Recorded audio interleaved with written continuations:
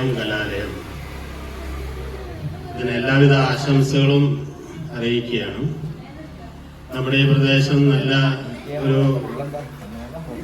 കലാപരമായി മുന്നേറിക്കൊണ്ടിരിക്കുന്ന ഒരു പ്രദേശം തന്നെയാണ്. നമുക്കറിയാം, നമ്മുടെ പാരമ്പര്യമുണ്ട്. ഞാൻ നമ്മുടെ ഈ TV പ്രോഗ്രാമുകളൊക്കെ ശ്രദ്ധിക്കുമ്പോൾ നമ്മുടെ ടോപ്പ് സിംഗർ എന്ന് പറഞ്ഞൊരു പരിപാടിയുണ്ട്, നിങ്ങളൊക്കെ കാണുന്നതായിരിക്കും. ഞാനിങ്ങനെ ആലോചിക്കും, എന്തുകൊണ്ട് നമ്മുടെ നാട്ടിൽ നിന്ന് ടോപ്പ് സിംഗറിലേക്ക് ഒരു കുട്ടിയെ നമുക്ക് പറഞ്ഞുവിടാനായിട്ട് സാധിക്കുന്നില്ല.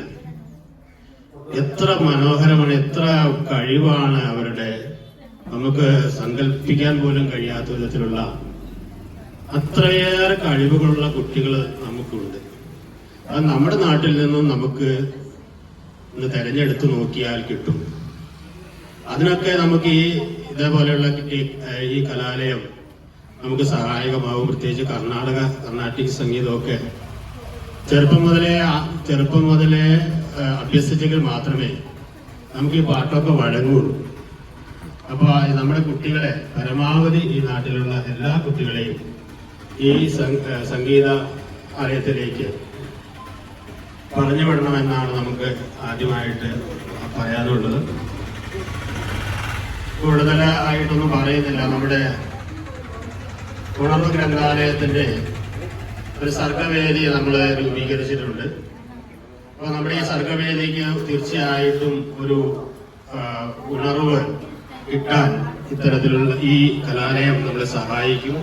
കൂടുതൽ പേര് നമ്മുടെ സർഗവേദിയിലേക്ക് കടന്നു വരികയും നമ്മുടെ ഗ്രന്ഥാലയത്തെ പ്രോത്സാഹിപ്പിക്കുന്നതിന് നമ്മുടെ ഗ്രന്ഥാലയത്തിന്റെ നേതൃത്വത്തിൽ ഒരു സംഗമങ്ങൾ പലതായിട്ട് നമുക്ക് നടത്താനായിട്ട് സാധിക്കും. വലിയൊരു നമ്മുടെയൊക്കെ പ്രതീക്ഷ എന്താന്ന് വെച്ചാൽ ഒരു വർഷമൊക്കെ കഴിയുമ്പോഴേക്കും ഈ നാട്ടിൽ നല്ലൊരു ഗാനമേള സംഘടിപ്പിക്കണം. ഈ നാട്ടിലെ കലാകാരൻ മാത്രം സംഘടിപ്പിച്ചുകൊണ്ട് അങ്ങനെ നമ്മുടെ ഒരു സാംസ്കാരിക മുന്നേറ്റത്തിന് തുടക്കം കുറിക്കണം എന്നൊക്കെ നമ്മുടെ ഗ്രന്ഥാലയത്തിന് ആഗ്രഹമുണ്ട്. അതിനൊക്കെ നമ്മളെ സഹായിക്കുന്ന ഒരു കലാലയമായി, ഒരു സംഗീതാലയമായി ഇത് വളരട്ടെ.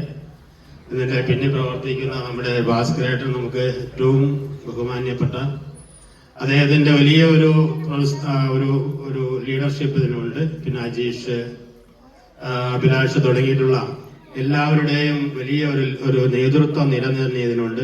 അവരൊക്കെ നമ്മുടെ ഈ സർഗവേദിയിലും അംഗങ്ങളാണ്. അതുകൊണ്ട് ഞങ്ങളൊക്കെ ആ കാര്യത്തിൽ വളരെ അഭിമാനം തോന്നുകയാണ്. ഇനിയും ഈ കലാലയം വളരട്ടെ.